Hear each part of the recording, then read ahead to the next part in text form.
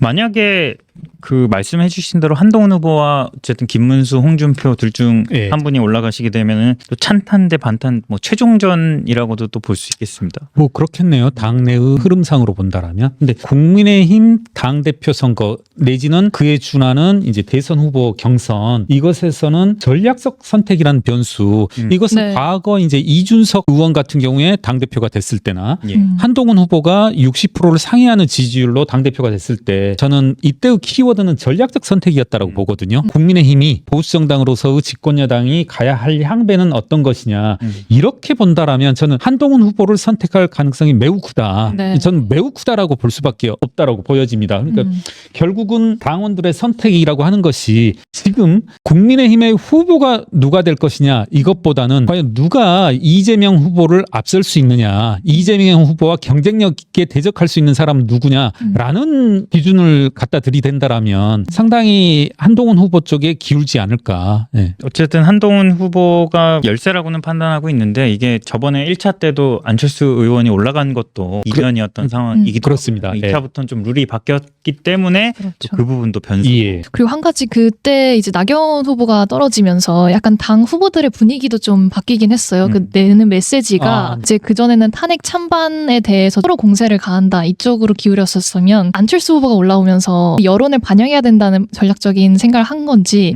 당에서도 메시지가 좀 차분해진 것도 있고 예. 찬반 그 기류에서 좀 벗어나야 된다 뭐 이런 쪽으로 메시지가 나오는 것 같습니다. 좀 넘어가서 어쨌든 뭐 이 2인이 지금 되든 또 한 명으로 추려지든 지금 또 바깥에서 하나의 또 사건들이 벌어지고 있는데 한덕수 권한대행이 출마 결심한 것 같아요. 안 나올 가능성이 없을 정도로 지금 주변이 그렇게 돌아가고 있습니다. 맞습니다. 30일께라고 했던 얘기도 있고 네, 5월 1일 1일 얘기도 있고. 늦으면 3일까지도 맞습니다. 내보더라고요. 5월 4일이 마지막 공직 맞습니다. 사퇴 시한인데 어떻게 보세요? 한덕수 대행이 결심을 했습니다. 한겨레 신문에 이제 이런 기사가 있었어요. 출마하지 않기엔 어려운 상황. 이게 이제 한덕수 총리 측 입장이라고 하면서 이제 쌍따옴표를 따와서 했는데 개인적으로는 맨 처음에 한덕수 총리가 후보군에 오르게 된 것 연판장이었거든요. 예. 연판장으로 출마 호소를 위한 서명을 받겠다. 당내 의원들 약 50여 명이 예. 이것으로부터 비롯됐고 제가 왜 연판장이라는 단어를 굳이 애둘러 표현하지 않고 직접적으로 얘기했냐면 이분들로 대표되는 인물들이 있거든요. 예. 항상 익명으로만 나타나는 그분들이 누구시냐면 과거 여러 차례의 당대표 선거 그리고 총선 그리고 최근에 있었던 당대표 선거들의 익명으로 나타나는 윤심의 그림자들. 저는 그래서 이 한덕수 총리가 대선에 출마한다 할 때마다 윤석열 대통령의 그림자가 너무너무 아른거린다. 그리고 저는 이게 언젠가는 드러날 수밖에 없다고 생각하거든요. 과거 지난 총선 때도 그랬습니다마는 윤석열이란 이 세 글자가 나타나는 순간 총선도 내지는 모든 선거는 끝이라고 보거든요. 예. 그러면 한덕수 대행이 이와 같이 모습을 나타내고 출마하는 것 이럴수록 대선은 승부가 갈라지고 있다. 윤석열 대통령은 한 달 후에 있을 대통령 선거의 결과를 어떻게 예측할까요? 저는 윤석열 대통령은 국민의힘이 이긴다. 국민의힘 후보가 이긴다. 이렇게 생각할 거라고 생각합니다. 상당히 낙천적인 분이시거든요. 네. 윤석열 대통령은 지금 국민의힘 후보가 만약에 한동훈이든 김문수든 홍준표든 선출되는 순간 이 사람이 차기 대통령이 될 거라고 본다. 그러면 윤석열 대통령에게 패닉을 불러일으키는 요소는 뭐냐. 만약에 한동훈이 국민의힘 대선 후보가 되면 이분으로선 이건 끔찍한 일인 거죠. 왜? 한동훈이 대통령이 되는 거니까. 예. 저는 윤석열 대통령은 한동훈이 대선 후보가 되는 순간 차기 대통령이 된다. 그리고 그 이후에 한동훈 대통령이 본인을 어떻게 할 건지 이런 것을 변수로 넣기 이전에 그것만으로도 이 사람은 패닉에 빠질 거다. 그러면 저는 한덕수라는 사람이 도대체 어떤 식으로 해서 끼워넣기 한 건가? 전 그래요. 안전판이다. 윤석열 대통령의 안전판이다. 만약에 김문수 후보가 국민의힘 후보가 되면 과연 이후 일정에 있어서 한덕수 후보와의 뭐 소위 단일화 논란, 단일화 과정이 어떤 식으로 이루어질지 저는 뭐 유의미하게 이루어지지 않을 거라 보거든요. 있을 수 있는 하나의 안전판으로 예. 한동훈 후보가 국민의힘의 대통령 후보가 돼선 안 되기 때문에 나아가서는 대통령이 돼선 안 되기 때문에 저는 윤석열 전 대통령이 하나의 변수로 하나의 끼워넣기 넣기로 예, 일종의 뭐 한동훈 후보를 견제하는 장치로서 그 중에 하나로. 전 그 근거라기보다는 넓은 방증이라고 할게요. 이게 뭐 직접적인 근거는 될 수 없으니까. 네. 오늘 이제 심평 씨가 채널 A에 나와서 이제 인터뷰를 했더라고요. 예. 한덕수 이 총리를 극구 띄우는 것을 봤었는데 항상 저는 그래요. 무슨 생각을 하냐면 심평이라는 사람이 언론 보도에 나올 때마다 이분의 발언이 과연 보도 가치가 있을까? 어떻게 보면 정말 괴한 논리를 들고 오시는 분이거든요. 다만 심평 씨가 언론에 나올 수 있는 의라고 한다라면 딱 하나. 이 사람은 윤석열 대통령의 의중을 말하는 거다. 저는 그렇게 봅니다. 저는 그렇게 보고 또 하나는 몇몇 제가 극우 유튜버들 씹어봤어요. 예. 찾아서 보면 하나 확실한 거, 적어도 확실한 건 누구도 한덕수에 대해서 나쁜 평가가 내리는 분은 단 한 분도 없었고 아주 극렬하게 지지하는 건 한덕수만이 유일한 후보다. 한덕수만이 대한민국의 미래다. 뭐 그렇게 말하는 사람들이 있었다. 그렇게 예. 본다면 저는 한번 그런 추정, 그런 의심, 그런 내피셜을 한번 해볼게요. 한덕수는 윤심을 배경으로 한 흐름이고 이번 대통령 선거에서도 윤석열이란 세 글자가 이 대통령 선거 과정에서 드러나면 이건 선거 치르나 마나다. 그래서 조금이라도 국민의힘이 당을 위한 마음이 있다라면, 나아가서는 국민을 위한 마음이 있다라면 이런 헛푸른 수작은 부리지 않았으면 좋겠다. 여기 모르면 최대 128만 원 손해. 아정당은 지원금 설치 당일 즉시 입금. 약정 끝날 때마다 받을 수 있어요. 법이 정해둔 지원금 당연히 챙기셔야죠. 심지어 이제 카드까지 최대 혜택 받고 800종 이상 한 번에 비교돼요. 전국 가입자 수 1위 아정당. 가장 많은 가입 수당으로 최대 현금. 다른 곳보다 혜택이 적다면 차액의 120% 보상. 24시간 무료 상담. 초고속 설치까지. 불만족 시 전액 환불하는 보장이서도 있어요. 인터넷 정수기 휴대폰 이사 청소 카드까지. 정당하게 받자. 아정당.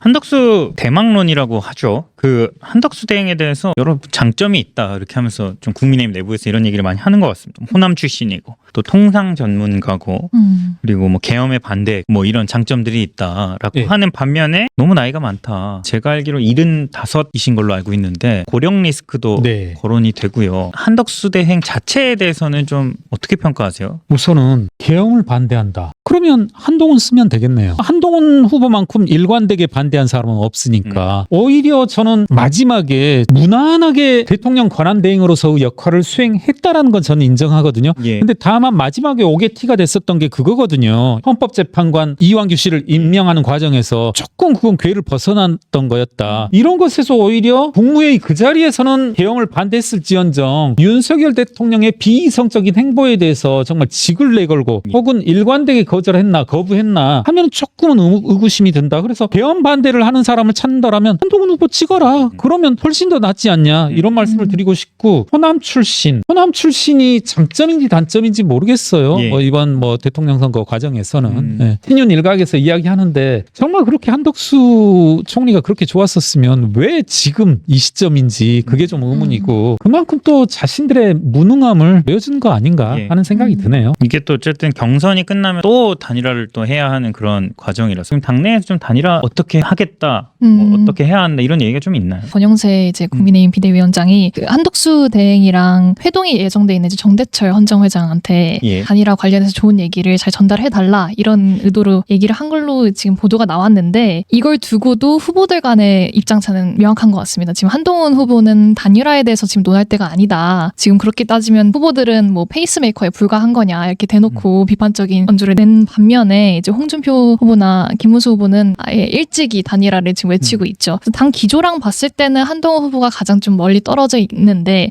당 자체의 좀 입장을 들어보면 단일 후보로는 좀 부족하다. 그래서 SOS를 지금 반명연대를 기준으로 치는 거 아니냐. 뭐 이런 지금 기조라고 해석할 수 있겠습니다. 그래서 저는 그게 되게 웃기고 황당하고 이게 제3자가 봤을 때면 이게 그럼 도대체 당이냐는 거죠. 그럼 이렇게 8명 나아가서 뭐 11명까지였었는데 이 사람들은 도대체 뭐냐는 거죠. 예를 들어 대한민국 야구 리그를 하는데 10개 팀이 1년 내내 시리즈를 하는데 다 끝나고 나서 뭐 작년으로 치면 기아 타이거스 우승했는데 어디 또 다른 팀 한 팀 가져와서 야 최종 승자 가리자. 10개 리그 뛰지도 않은 팀을 데리고 와서 이런 식인 거잖아요. 그럼 그만큼 그 사람이 비중이 있냐 하면은 한덕수 씨가 뭐 본인이 대권에 대한 욕심 이런 것을 나타낸 적도 없고 그 그리고 국민적인 반향이 있었나요? 전 그것도 좀 의문이거든요. 과거에 예를 들어 이와 비슷한 사례가 양대 정당 중에 후보가 선출되고 나서 단일화를 했던 기억이 제 기억엔 노무현 정몽준. 예. 노무현 정몽준 때는 특히 정몽준 씨 같은 경우에는 2002 월드컵 이 반향을 타고서 지지율이 어마어마했었거든요. 예. 제 기억이 맞다면 거의 전체를 놓고 봤을 때 50%에 육박하거나 넘었었던 적이 있었거든요. 실제로. 그랬던 거고